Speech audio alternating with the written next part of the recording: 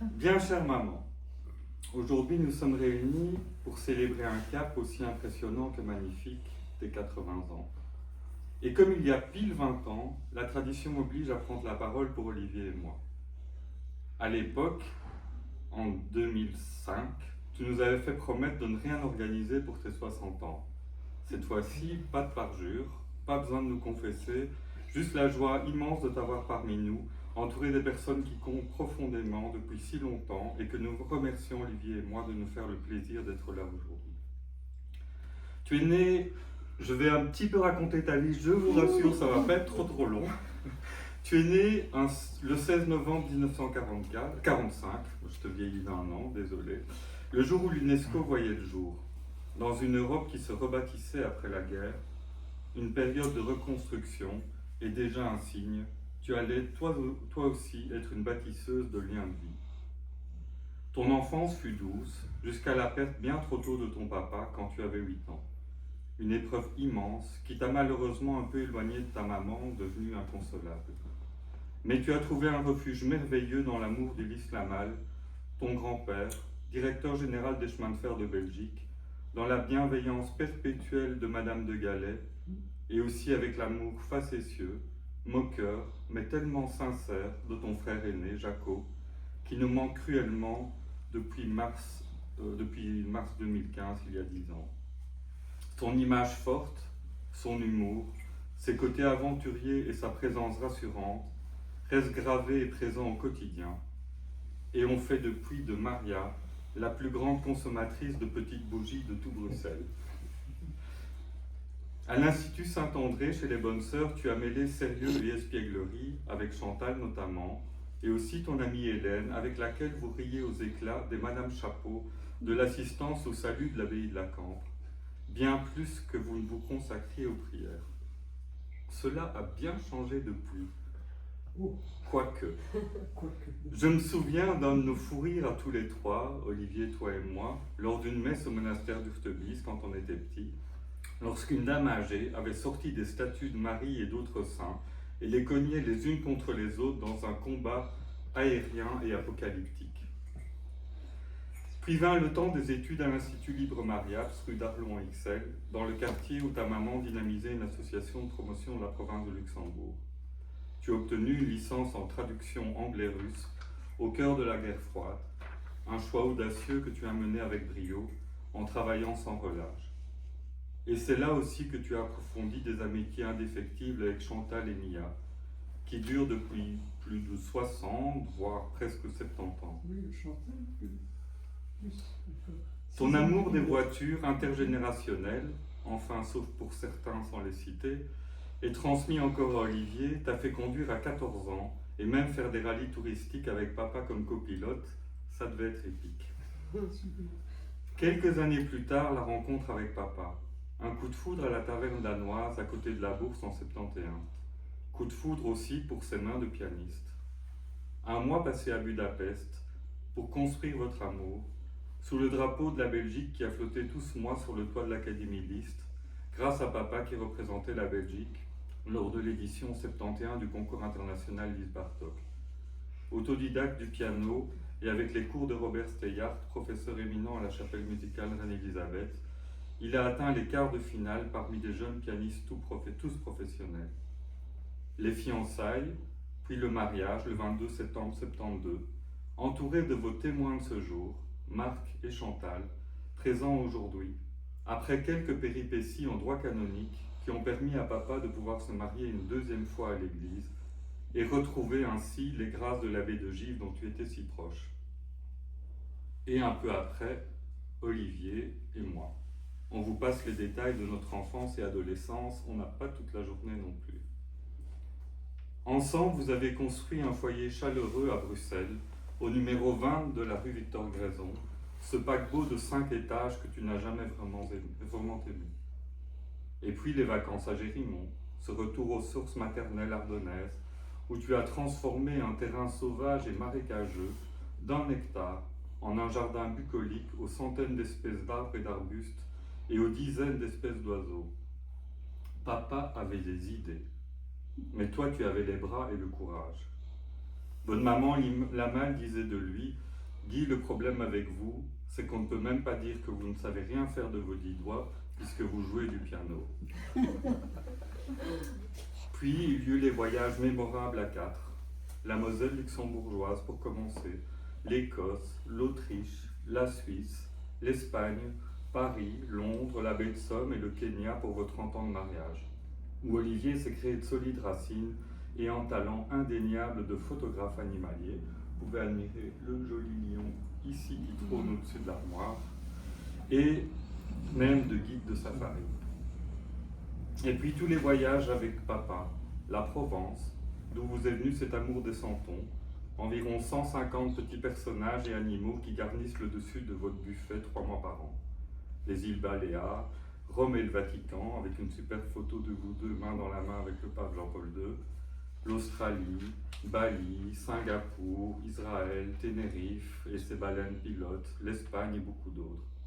Et entre tout cela, les déserts, au nombre de 7 si je ne m'abuse, avec des groupes d'amis dont Viviane, la Mauritanie, la Tunisie, le Niger, l'Égypte et j'en passe.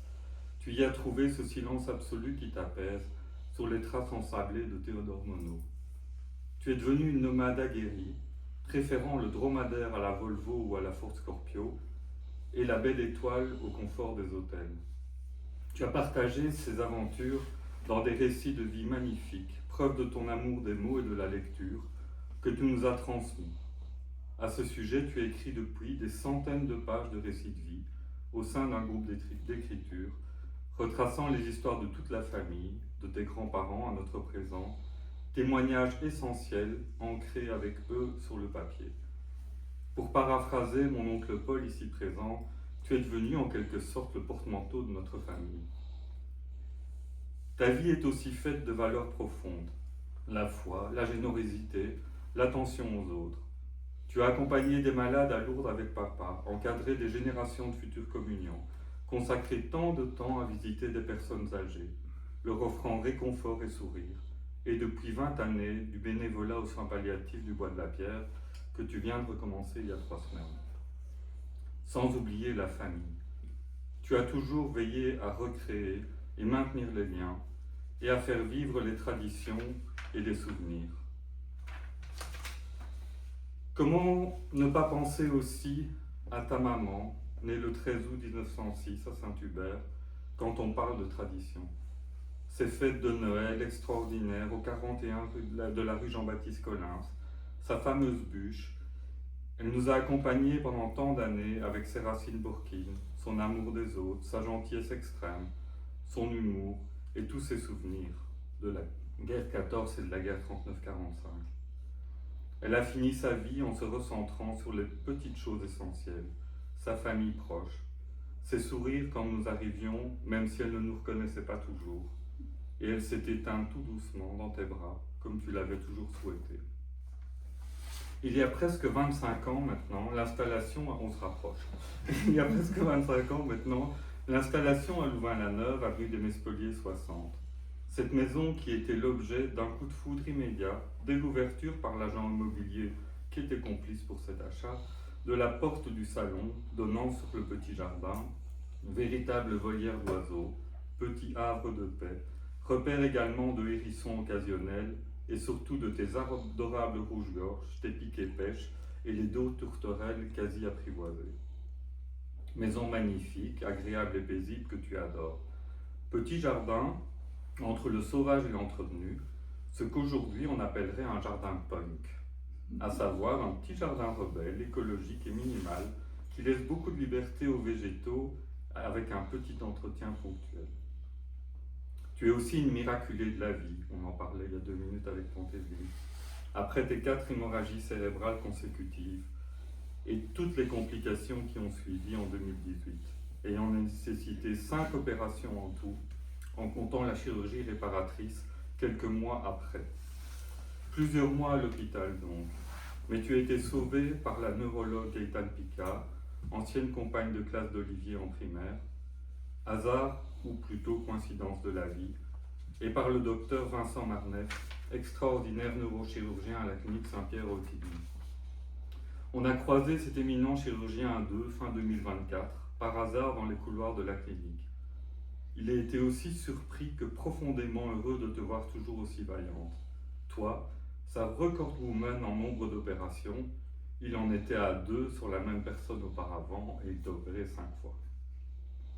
L'année passée était marquée par une épreuve immense. Le départ de papa à 83 ans, le 31 décembre 2024, jour de la Saint-Sylvestre, toujours les arbres, après une maladie foudroyante. Il avait souhaité terminer ses jours à la maison de Louvain-la-Neuve, ce nid qu'il aimait tant, auprès de son fidèle piano.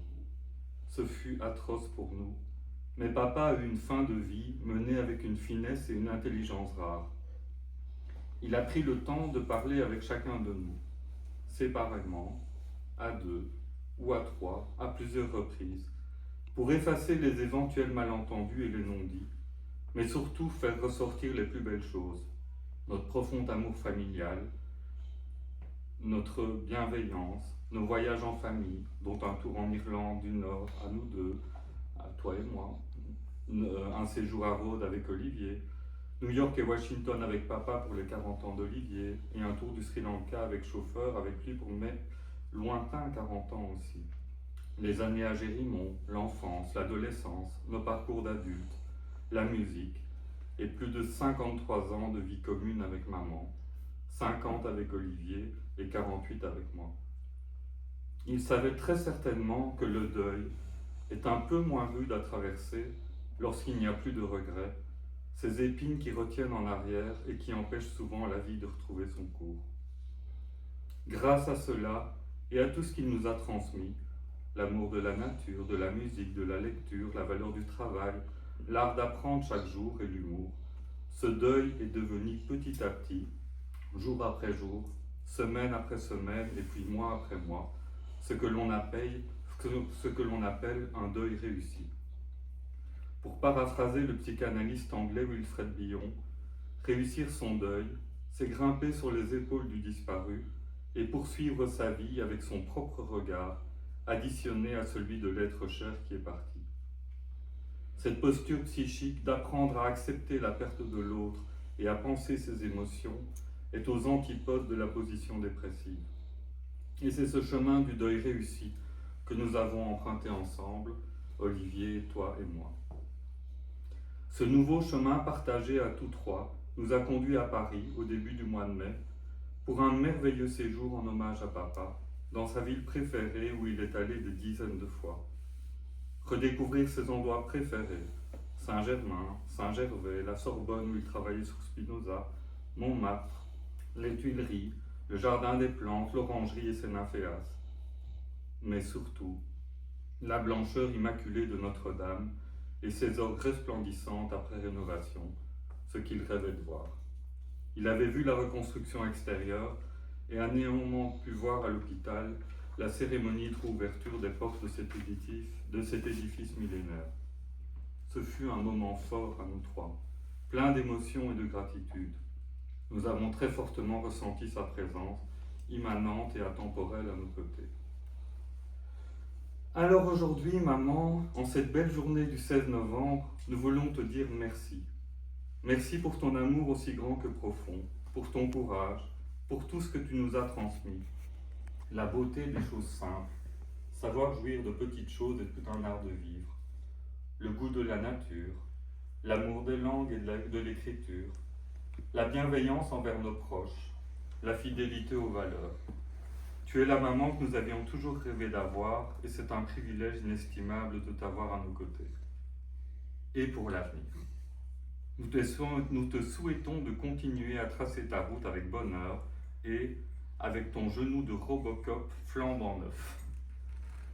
Poursuivre ce chemin avec ta famille, tes amis, tes copines, tes activités bénévoles aux soins palliatifs, tes séjours à la Paix Notre-Dame, à Liège, entouré de sœurs Anne, cette amie si fidèle et tellement drôle et bienveillante, et des autres religieuses.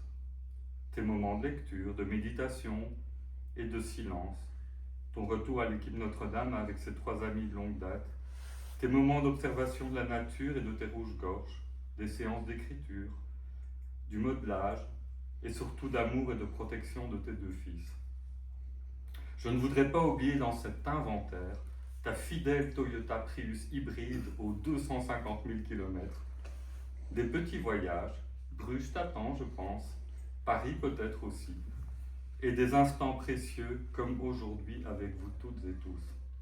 Bref, en fait, tu as plus de quoi t'occuper, plus que de quoi t'occuper.